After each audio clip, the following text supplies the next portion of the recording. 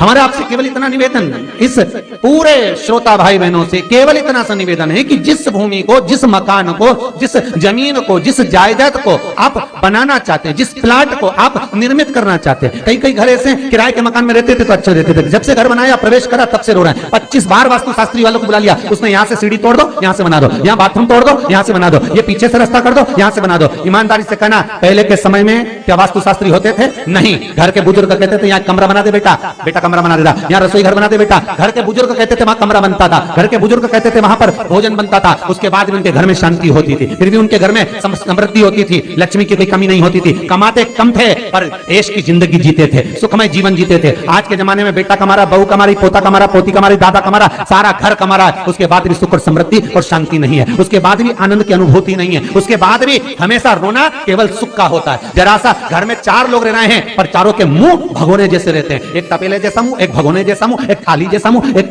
बल्टोई जैसा मुंह, सब कोई बोलने को तैयार नहीं, क्योंकि जब जब बोले तो बर्तन की आवाज आए तो बोलेगी। एक माँ बैठी टीवी के सामने, एक माँ बैठी, एक सोफे पे बैठा, बोले ही नहीं आपस में। वो सुख गया का महाराज। कई लोगों के मैसेज आते हैं, गुरुजी हम बड़े दुखी हैं, कारण क्या है? बस कारण इतना सा है कि आपने जब मकान का निर्माण कराया, वास्तु शास्त्री को बुलाया, इंजीनियर को बुलाया, सब ठेकेदार को बुलाया, सबको बुलाकर मकान, प्लाट, जमीन, जायदाद सब दिखवाया, पर आपने उस भूमि पर पद्म पुराण कहती है, धेनु मानस कहती है, स्कंद पुराण कहती है कि उस प्लाट पर आपने 3 दिन तक एक गौ माता को नहीं बांधा, 3 दिन तक एक गाय को उस प्लाट पर बांधकर चारा खिलाते। ना वास्तु शास्त्री को बुलाने की जरूरत पड़ती, ना कभी समृद्धि की, ना सुख की जरूरत पड़ती, क्योंकि गाय उस जगह से सारी इंद्रियों को आनंदित देकर सुख प्रदान कर देती है। उस जगह के सारी रोग, बीमारी, कष्ट, तकलीफ, दुख को गौ माता खींच ले।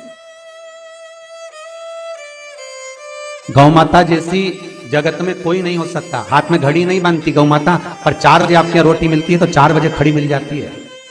3 बजे भोजन मिलता है तो 3 बजे आपके दरवाजे पे मिल जाती है। 1:30 बजे भोजन दोगे तो 1:30 बजे ही मिलेगी। 1:20 पे दोगे तो 1:20 पे ही मिलेगी। कोई घड़ी नहीं बांधती, फिर भी समय पर आ जाती है। क्यों? क्योंकि भगवान ने उसको ऐसा बनाया है, 33 कोटि देवताओं ने उसमें ऐसा विराजमान कर दिया है कि जगत का वो कल्याण कर सकती है। उसका एक एक अंश जीव का कल्याण करने वाला है, एक एक अंश जगत का उद्धार करने वाला है। पर हम ये आज के युग में हम उसको भूल गए। आज के युग में हम ये सोचते हैं कि वास्तु शास्त्री को बुला लें, वो ये बता दे, हमने ये फ्लैट बनाया, हमने ये मकान बनाया, इसकी छत कैसी, इसका कमरा कैसा, वो बता देगा, सब कुछ बता देगा। उसके बाद भी लोगों को क्या सुख नहीं है, उसके बाद भी शांति नहीं। फिर चलो तो चलो किसी बाबा जोगी क्या पूछ गए जो ऐसा घूम घूम के बताता, और उसके यहाँ जाकर पूछ लिया, बताओ बाबा जी हमारे घर में शांति नहीं, तो बाबा जी एक ही बात बोले, तेरे ही घर का है जिसने कुछ कर दिया। अब इसको याद आया 15 दिन पहले मेरी जेठानी से लड़ाई हुई थी, उसी ने कुछ करा होगा। अब बताओ बाबा जी ने आपस में ऐसा बीज बो दिया कि घर और जुड़ा हुआ था तो टूट गया। कोई बाबा जोगी सन्यासी तपस्वी साधक उपासक कभी नहीं कहता कि घर का है। हमेशा याद रखो, संसार में किसी की सामर्थ्यता नहीं है कि कोई आपका बुरा कर दे, किसी की सामर्थ्यता नहीं। संसार में किसी की सामर्थ्यता नहीं कि आपका बुरा कर दे, बस आपका बुरा आपका किया हुआ कर्म करता, कोई दूसरा नहीं करता। एक नींबू गिर गया दरवाजे पे तो 14 दिन तक नींद नहीं आई, सीसीटीवी कैमरे में देखो कौन पटक के गया, मेरे को तो 3 दिन से शंका हो रही पड़ोसन पे। अब बताओ, जब कैमरे में देख लिया तब मालूम पड़ा बेचारा साइकिल वाला सब्जी लेके जा रहा था उसके घर पे और नींबू पॉलीथीन से टपक गया। तब सुकून मिला कि ये नींबू, तब सोई आराम से कि पड़ोसन ने कुछ नहीं किया। सब्सक्राइब करें हमारा channel Vastu facts, bell icon दबाएं। ना जाने किसने क्या विद्या कर दी, ना जाने कौन ने कौन सा टोना मार दिया। केवल एक दीवार ऐसी होती है जहां पर हनुमान जी का चित्र लगाया जाता है। चाहे तुम पर्वत उठाने वाला चित्र लगाओ हनुमान जी का, चाहे बैठे हुए लगाओ, चाहे रामायण पढ़ने वाला लगाओ, चाहे लंका दहन करने वाला लगाओ, चाहे राम नाम जपने वाला लगाओ, चाहे लक्ष्मण को संजीवनी देने वाला लगाओ, चाहे मौन मुद्रा में लगा दो, चाहे स्तुति में लगा दो, चाहे भजन में लगा दो। हनुमान जी का कोई भी चित्र लगता है तो ना पूरब में लगेगा, ना पश्चिम में लगेगा, ना दक्षिण में लगेगा। हनुमान जी का अगर चित्र लगता है तो उत्तर की दीवार में दक्षिण को देखते हुए लगता है, केवल एक ही स्थान।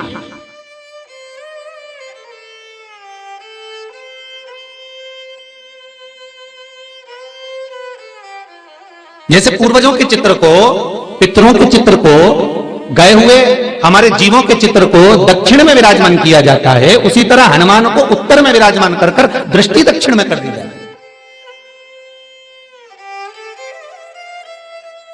घर में हनुमान जी के जितने फोटो होते हैं उसको केवल दक्षिण दिशा में लगा, उत्तर दिशा में लगा बिठा देते हैं, और दक्षिण की ओर उनकी दृष्टि होना चाहिए, दक्षिण की ओर उनका मुख होना चाहिए। क्यों महाराज? अगर व्यक्ति के जीवन में कोई बीमारी आने वाली है, व्यक्ति के जीवन में कोई रोग आने वाला है, व्यक्ति के जीवन में अगर कोई कष्ट आने वाला है, व्यक्ति के जीवन में अगर कोई परेशानी आने वाली है, व्यक्ति के जीवन में कोई एक्सीडेंट का योग भी बनने वाला है, तो शास्त्र कहता है वो दिशा दक्षिण से ही बनता है।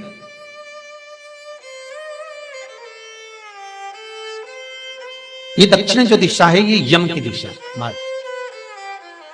यहां संपूर्ण परिवार के साथ यमराज अपने आनंद में निवास करता है, यम दिशा।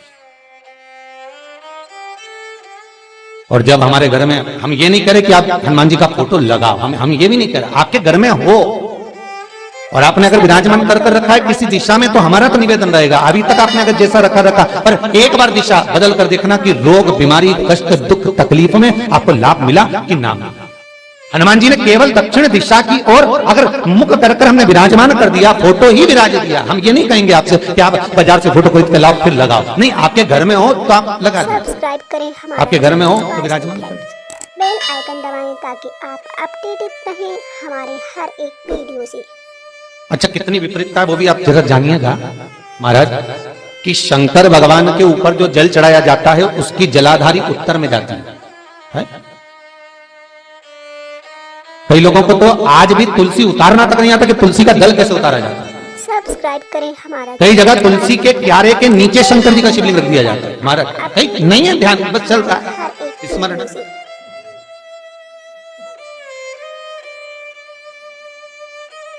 भगवान शिव का जो जल जा रहा है वो उत्तर की ओर जा रहा है, और हनुमान जी को उत्तर में विराजमान कर मुख दक्षिण की ओर कर दिया गया। क्यों? प्रबल दिशाओं में उत्तर और दक्षिण महाराज, ये जो दो दिशाएं इनको साधने के लिए कोई देवता आगे नहीं आता। अगर इन दिशाओं को कोई साधने वाला है तो केवल एक देवाधिदेव महादेव ही हो सकता है, काल का हरण करने वाला वो महाकाल ही हो सकता है।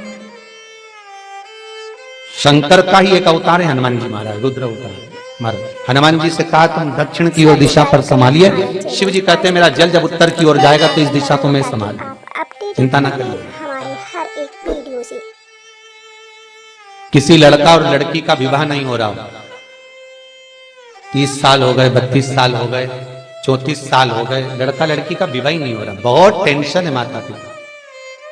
कोई मंगली है, कोई मांगलिक है, थोड़ा धीरे कम करो, प्लेन रखो, कोई मांगलिक है, कोई मंगल है, सब्सक्राइब करें हमारा चैनल वास्तु फैक्ट, संबंध हो ही नहीं रहा, बहुत प्रयास कर, अपडेटेड रहें हमारे 4 दिशा का स्मरण करिए, पूर्व पश्चिम उत्तर दक्षिण का। हथेली पर आटे का दीप लगाइए, घी भर लीजिए और 4 बत्ती उसमें अलग अलग रख लीजिए। थोड़ा सा पीला चावल हल्दी में कर उसमें डाल लीजिए। हमारा चैनल वास्तु फैक्ट, जो लड़का और लड़की का विवाह करना उसी के हाथ में देना है। अपडेटेड रहें हमारे, और देव उठनी एकादशी के दिन, जिस दिन देवता उठेंगे, जिस जगह पर तुलसी सालिग्राम का आप पूजन करते हो, गन्ने के नीचे, ईख के नीचे तुलसी का क्यारा रखकर पूजन करते हो, वहां पर भगवान शिव और भगवान नारायण का नाम लेकर उस दिए को रगवा दीजिए और वहीं पर हल्दी का तिलक उस लड़का या लड़की का कर दीजिए और उसके हाथ में थोड़ी सी हल्दी लगा दीजिए। महाराज सब्सक्राइब करें 2.5 महीने 3 महीने तो बहुत हो गए, उस बच्चा और बच्ची का विवाह पक्का हो गया। अपडेटेड श्री रहें हमारे हर एक शिवाय नमस्तुभ्यं, श्री शिवाय नमस्तुभ्यं, श्री शिवाय नमस्तुभ्यं।